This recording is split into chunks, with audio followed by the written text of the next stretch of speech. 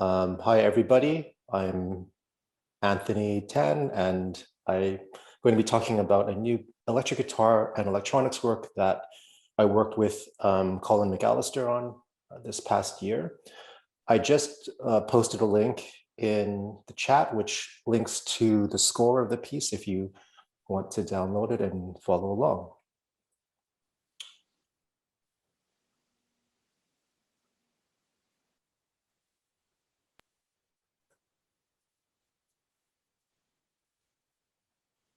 So the piece is called Pose 3, Revealing Divide. It's for electric guitar and electronics.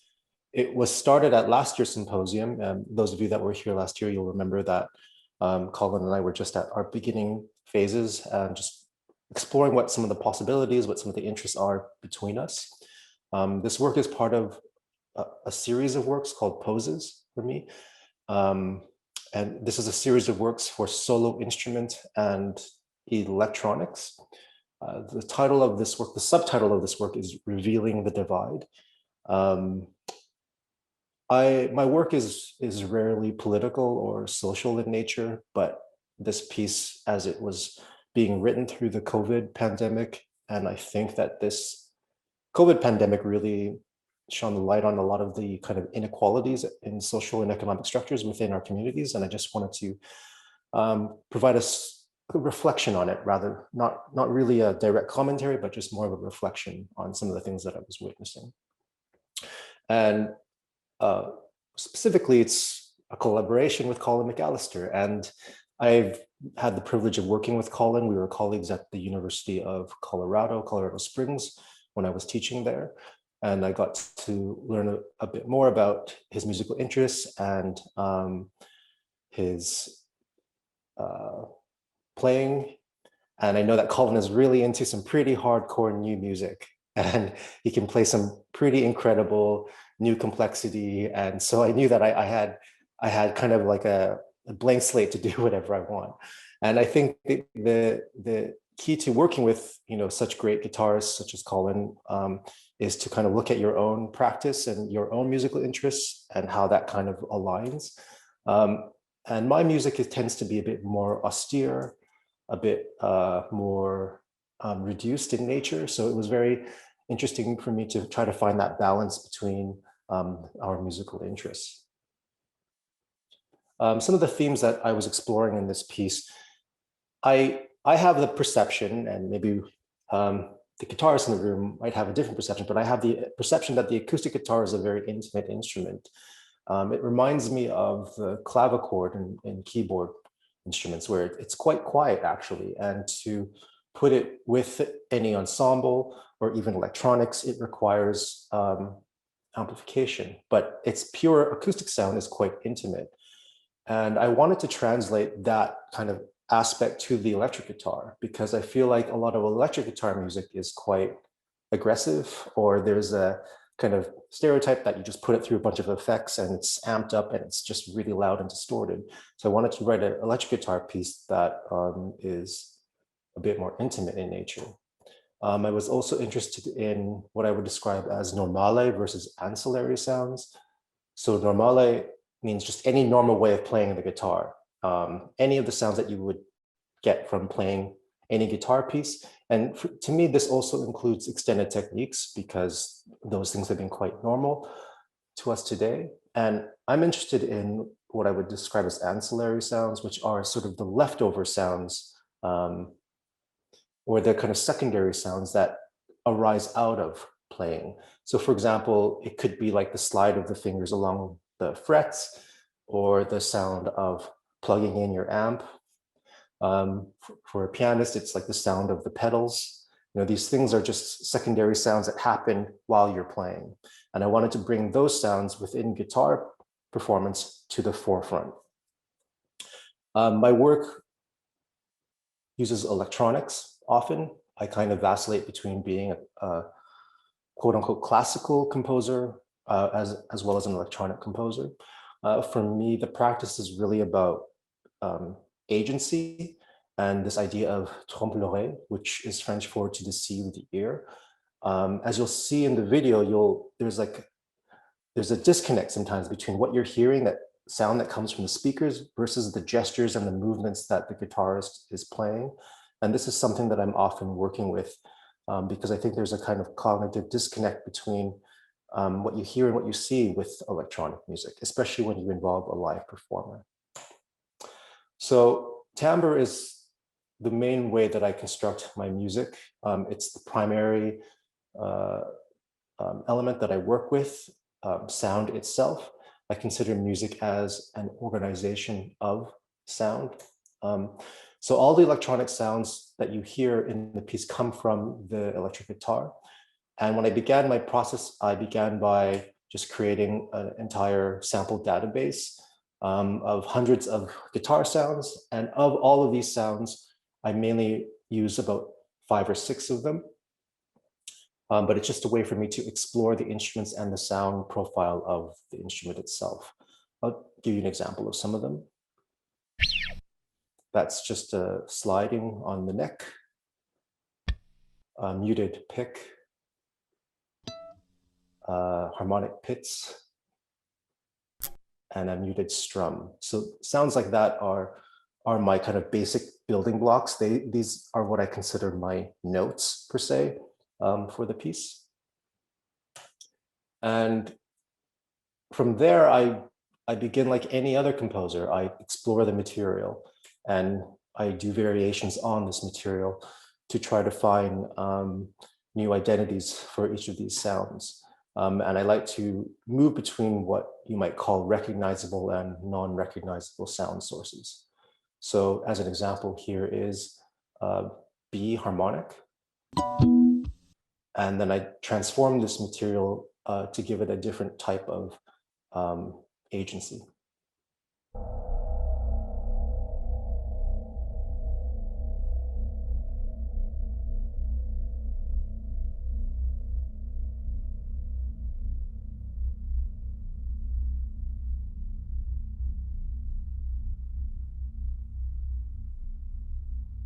So what was once recognizable as B harmonic became unrecognizable guitar sound as something a very, very low kind of drone-like material. And I'm doing this a lot throughout the piece.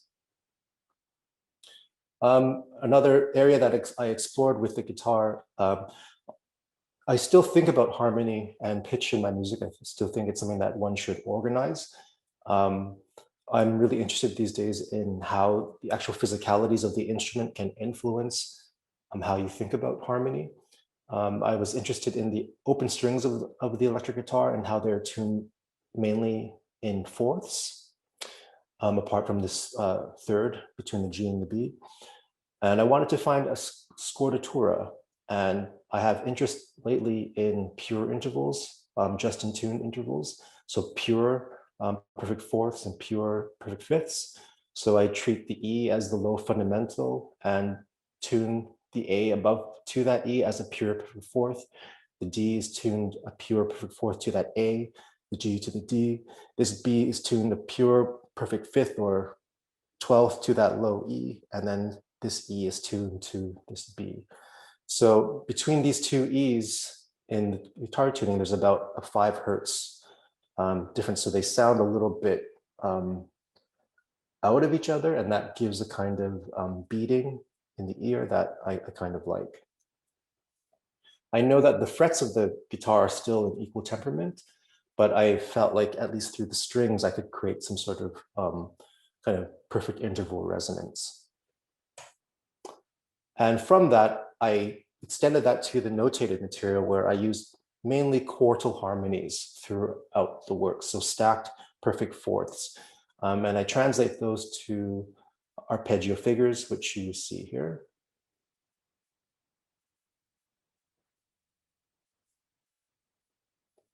In addition to that, I use an altered Phrygian mode to kind of dictate the form of the piece. So there are about 10 sections of the piece, and each section moves through one of these fundamental tones. And these fundamental tones are used for everything from defining the harmony to how I tune the various samples that I'm using within each section of the piece. And the sustained tones that you hear throughout the work are derived from partial structures of these fundamental tones throughout the work. In terms of rhythm, I'm exploring pulsation lately in my music, because I think that it's something quite fascinating that BPM or tempo signifies genre in electronic music. So for example, a BPM between 60 and 100 tells you that it's hip hop, among other things, of course. Between 115 and 130 is house, between 120 and 145 is techno, etc. My music is between 20 and 35 BPMs. So it's very, very slow in its pulsation. And this is something that I've been exploring with a lot of my music lately. And this is the perceived pulse, not necessarily the written music as well.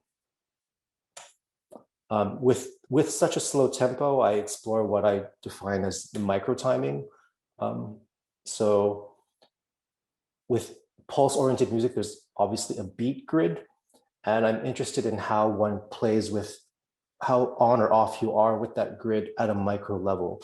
And the best way to explain this is if any of you have played in an ensemble with a lot of musicians and you're asked to all play on the downbeat, but no one is exactly right on the downbeat or in cue with everyone else. So you have this kind of cloud that emerges. It becomes like that, something like that. And I like that. And I'm trying to explore that area and get into that kind of zone a little bit more and use it as a parameter that I can control in my music. In this piece, there's a downbeat pulse on every second measure that's defined in the electronics. And this also helps Colin synchronize to the electronics themselves. So I began by taking the sounds that I played you earlier and I load them into this drum machine that I'm working with. And in this drum machine, you can actually quantify how on or off you are with the grid. You can actually quantify the micro timing. So in this first sample, I'm kind of hovering around just right around where the downbeat should happen. So plus or minus 1/128th of a beat.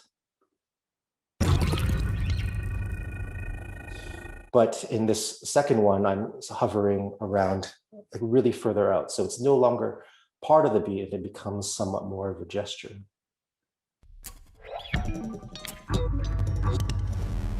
And I would consider that one entire downbeat that has just been kind of stretched. And it's this idea I have of kind of fuzzy downbeats. And this can also be written out. And this is what I also explored in the piece. So there is if you have a downbeat here, I can explore this entire range before or after where the downbeat happens. So when Colin plays, it's either a little bit after the downbeat, on the downbeat, or slightly before the downbeat.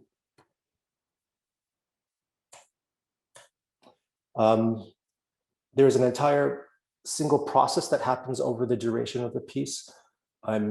In my music, I'm interested in this idea of moving forward, but going nowhere. I like this idea of stasis in music. But I know that can get kind of boring after a while. So I do have this acceleration, this one single acceleration that happens over the entire duration of the piece. So it starts around 40 and its fastest is 80.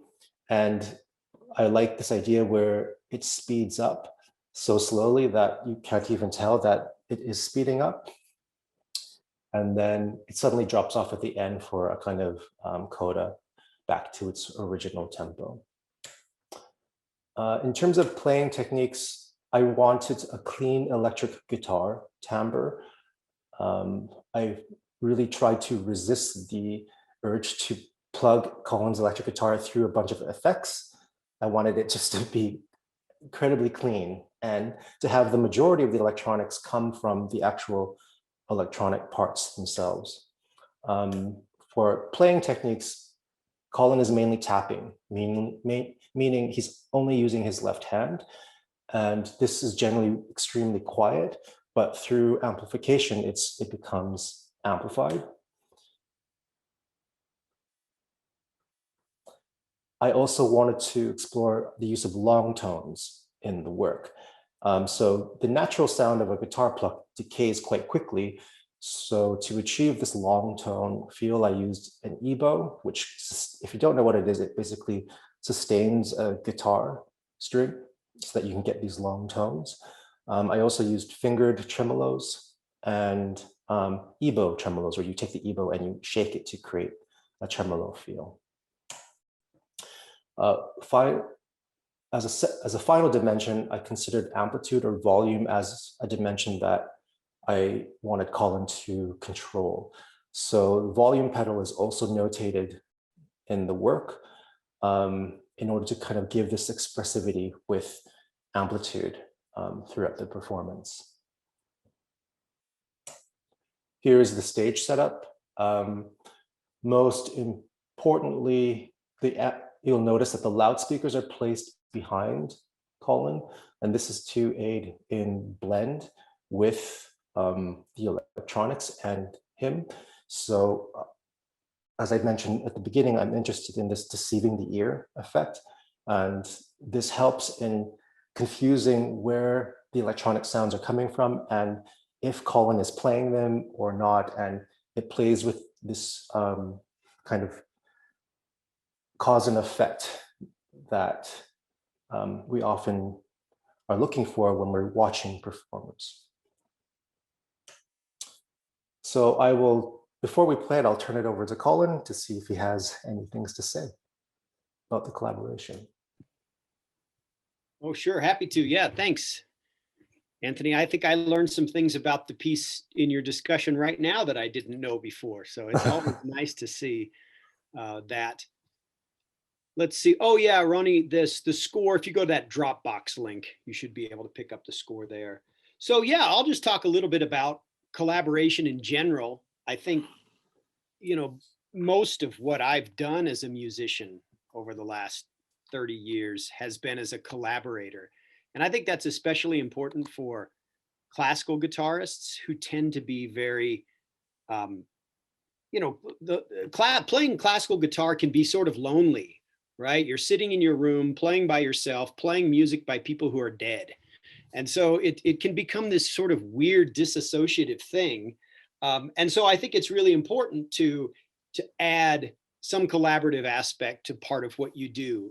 That can come through playing chamber music, that can come from playing with orchestra, not necessarily as a soloist with concerto, because that's also kind of lonely, but as a true ensemble member, or of course by working with composers, which is one thing that we're you know, really emphasizing during this symposium. So I know that there's a competition part of the symposium, and there's this emphasis on collaboration. So competitions for guitarists is usually something you do when you're younger, and eventually you stop competing and you start collaborating with people because you realize, well, that's what's really going to make a career in the long term, right? So keep those two things in mind. They're both great.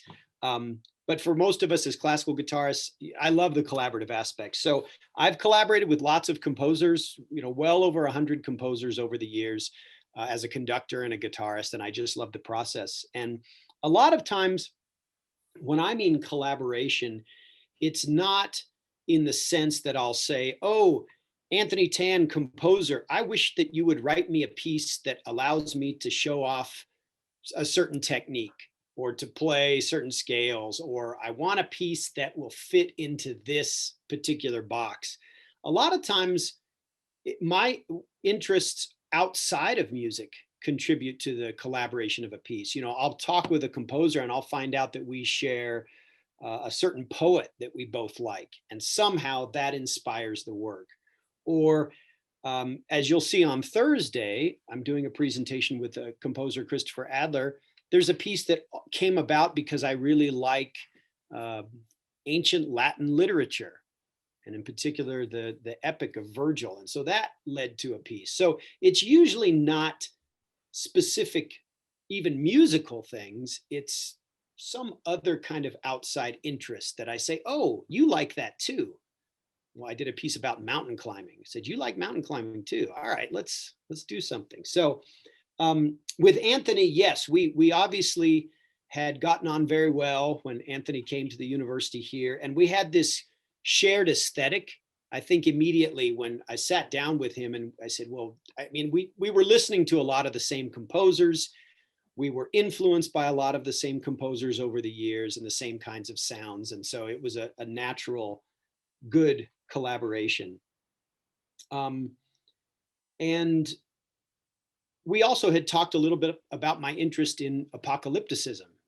And that also led in a roundabout way, I think, to Anthony's idea of this revealing the divide, because we started to talk about how things during the pandemic had become set apart. And that's in a way related to some of the other research that I do. So, so I had this new solo program I wanted to do called I Sing the Body Eclectic. And I wanted to get a real big diversity of composers and also pieces to do. And I especially wanted to find some electric guitar pieces that I thought were interesting. Those of you, like Holden, who was here last year, or Jim, or some other folks, might remember that I was kind of complaining that a lot of contemporary electric guitar pieces sound like bad rock soloing, right? It's like written out. Do you know some of these pieces I'm talking about, right? Pick on Tristan Murray's Vampire, for instance. It just sounds like someone is trying to shred, but because they're reading music at the same time, and it just doesn't quite, it's like a bad rock solo, right? So I've played some pieces like that, and I was just never very convinced. So I wanted to find some electric guitar pieces, to commission some electric guitar pieces that were really different, that took a different approach to the instrument. And Anthony's definitely does that. It's at the volume of an acoustic guitar. So you'll see when we play it, I have two Fender Twin amplifiers behind me, and I'm running stereo through a Strymon reverb pedal. And I could blow the doors off with these two amps, but the volume is just that of an acoustic guitar. So I think that's kind of neat too, to see a big electric guitar setup, and then, but it's very quiet. It thwarts the audience expectations. And Anthony already mentioned that. Our collaborative process, we met in person and via Zoom like this, of course, pandemic time. Anthony I tried to give as little input as possible about the types of things he was writing. He would say, hey, here's this kind of thing. Can you do this? And I would say, yes, that works. Or we'd try it together and I'd say, well, it doesn't quite work. But I tried to leave him alone. I didn't want to influence him by saying, oh, this is more idiomatic on the guitar and it'll make me look cooler, or anything like that. I recommended some resources for him to look at. There are some great books about contemporary guitar. Some of you might know this book by Seth Josell and Ming Tsao, which is all about contemporary music. Some of you might know The Contemporary Guitar by John Schneider. Some of you might even know my little book on the Vanguard guitar that we used last year. So I recommended some of those to Anthony, sent him some stuff, he listened. We went back and forth with ideas. And there was really very little that I felt that I had to edit once Anthony had started to prepare an almost completed score. There were a couple little things that just didn't work for the left hand, and so I pointed those out. But for the most part, I just said, I'll just try to work with this stuff and play it as best I can. My challenges, I guess, as a performer, again, I like these kinds of challenges because it's not like learning another classical guitar piece. It's electric guitar, and it's really totally different. So the narrative that Anthony mentioned of going nowhere and somewhere simultaneously makes it so that you don't have, I feel, such a dramatic arc in the piece. And as a guitarist, as any performer, you're always trying to sell the piece, right? You're trying to do what you can do with it so that you can make it as impactful as possible. And with this piece of Anthony's, I felt like I had to restrain myself a little bit. I had to stay in this kind of chill, ambient zone. Anthony described the piece one time as being really an ambient guitar piece, but with a lot of activity. So I was trying to give that aesthetic. Okay, I'm busy, I'm doing all kinds of stuff. I'm picking up the ebow, I'm setting it down, I'm picking up a slide, I'm holding the pick with my teeth. I'm doing all these things like I'm juggling plates, trying not to let them fall, but I can't give off this sensation of that. I need to make it seem like I'm just playing ambient ebow music. The ebow is a challenge. I had to renew my ebow technique. And most of you, if you've seen ebow playing, you're probably used to it. The person mostly is using the ebow, right? They're holding the ebow there and doing passages. It's not a lot of ebow down, ebow up. And so with this piece, as you'll see, it's short passages of ebow that are constantly interspersed by other things going on. So picking it up and activating the string in a short period of time, that was challenging. I haven't seen ebow playing like that before. So there's some, kind of awkward moments. So I had to work with that ebow, get that thing back in shape. Definitely using an ebow in an unconventional way. Same with the volume pedal. I'm not a person that uses a volume pedal very much. I play tons of electric guitar, but it's mostly in jazz settings. So I just, I use pick pressure or finger pressure like classical guitarists do to dictate volume, right? But when you're using an ebow, it's a little harder to do that. So we've got this volume pedal in there that's strictly notated. So using the volume pedal as something where you're playing with it all the time, that was also challenging. That's something that I'm not used to. And I even talked to Anthony and said, well, here's a passage where I'm just doing tremolo with a pick on the string. It's much easier for me to control the dynamic curve with right hand pressure than it is to get the volume pedal involved, right? Think of you classical guitarists, right? If you're playing a tremolo, it's easy to control the volume on it, right? By just changing your finger pressure. So I even told Anthony, I said, hey, is it all right if for some of these things, if I follow the curve of the suggested volume, but I do it without using the volume pedal? And he said, well, yeah, that's fine. I mean, I just want these swells and dynamics. So I'd say those were the main kinds of performance challenges that I faced. The rhythm is tricky too, because it's very slow pulse and the downbeat is not a click, as you'll hear. It's this cloudy sort of sound. So I'm always a little unsure where the downbeat is. And that's unnerving as a performer, right? If you're playing an entire piece and you never know quite exactly where you are, it's unnerving. And that's another aspect of, and I don't mean that in a bad way, Anthony. It's just, it puts you in a state of a different kind of state where you're a little bit unsure. And that I also think is really neat to modulate that feeling with the aesthetic of the piece.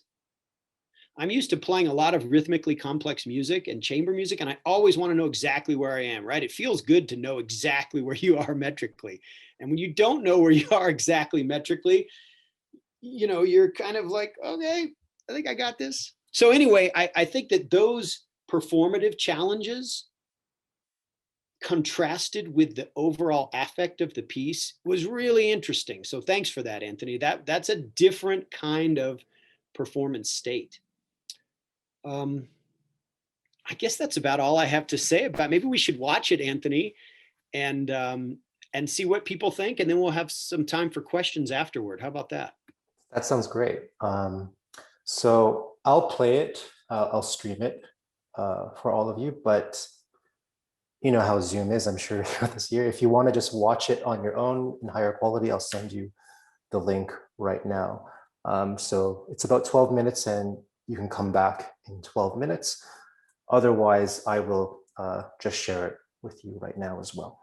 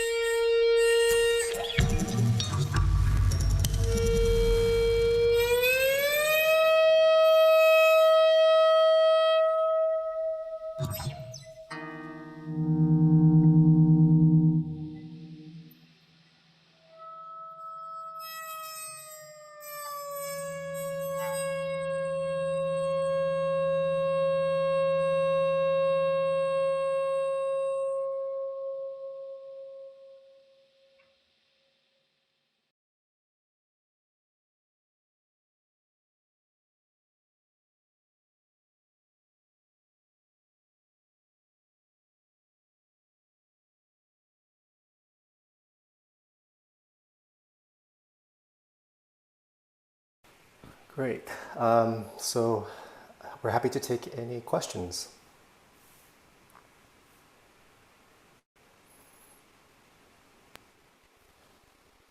Or to talk about anything related to collaboration or music. Luke, you have a question. Yes, so I noticed you used the upper limit of dynamics very sparingly in very specific locations. Is there a specific reason for that, or is it just to intensify the specific climax because of how you just set it up? Yeah, if you recall that pedal diagram for the dynamics, it's actually all around the pianissimo range, and it's very rarely reaches above that fortissimo level, and it goes along with this idea of trying to write an electric guitar piece that has the same dynamic level as the acoustic guitar. So I want to keep it quite under the radar, I might say, the entire time, but only for specific moments. Ronnie? Yeah. Just first one very quickly. Was the pedal and the plectrum dynamic thing just noted as notated as dynamics? It wasn't. Because Colin, you said that you could do some of the dynamics with the plectrum. You just noted it as normal dynamics in general.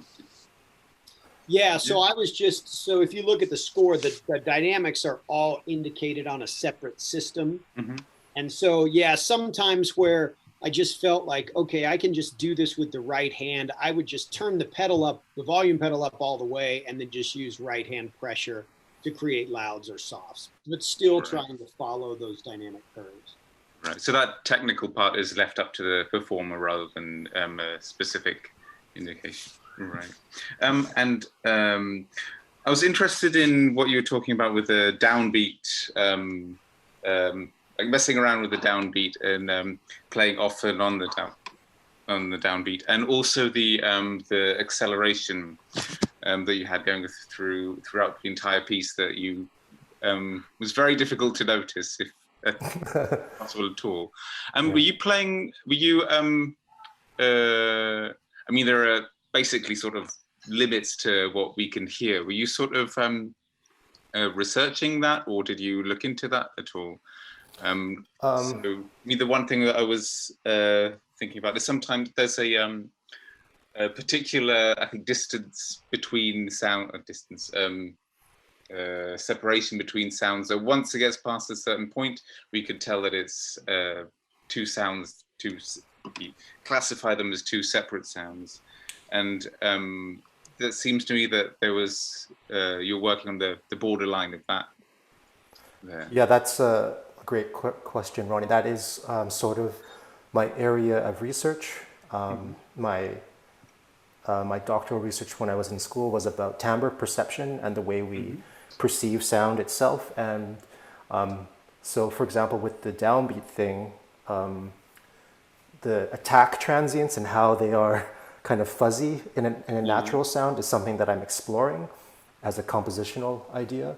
And then this idea of, if you have time, it's called the McGurk effect, which is a psychoacoustic illusion where you can trick the mind to seeing and hearing different things at the same time. So, and it's something that I've been trying to play with in the music. And you were spot on in that when there's when Colin does a gesture that's a little bit off from the downbeat, more off, you really hear it as two separate things. But as he gets closer, you hear it as one thing, and that's what I was trying to play with. Yeah. Were you?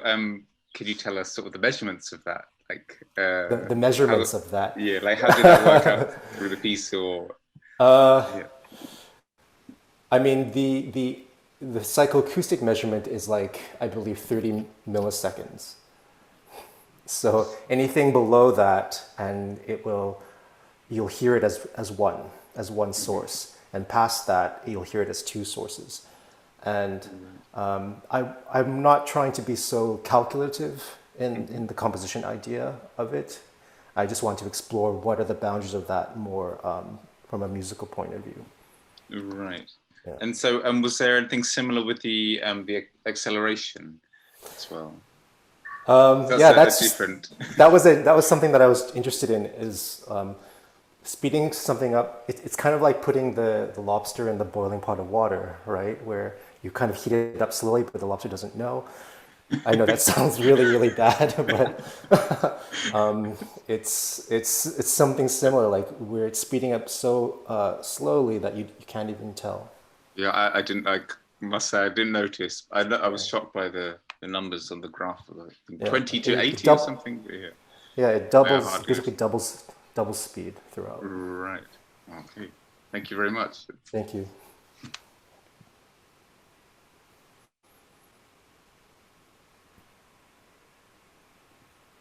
Well, thanks, everybody. Holden has a Oh, yeah, quick Holden, question. go ahead. I think we got Oh, time for one more just question. really quickly, this probably was just Zoom, but when sometimes when Colin was playing, there was like, he would play something and then there was like a delay in the sound. I was just wondering, did you kind of experiment with that of I don't know how you do that, but like having some sort of delay between like what is actually played and then the sound when it actually sounds to the like amp? So that is basically what I'm trying to play with, but what I think you're getting at is the actual playing, and I think that is with the volume pedal. That's something that I was definitely playing with. So Colin will actually do the tapping, but the volume pedal will be pretty low, so you can barely hear it, and then you'll have this electronic sound that comes a little bit later, and you don't know what is connected to what. So it's definitely something that I was playing with for sure. But yeah, Holden, there was a lot of delay on the Zoom. So I would say go back to that YouTube and listen to it there, and you'll notice it's much more together. Thank you, guys. Everybody. Thank you. Thank you Yeah. so much. And please feel free. We'll be interacting with all of you over the course of the symposium. So feel free to follow up with us with any questions. We love talking about these things. So. Sounds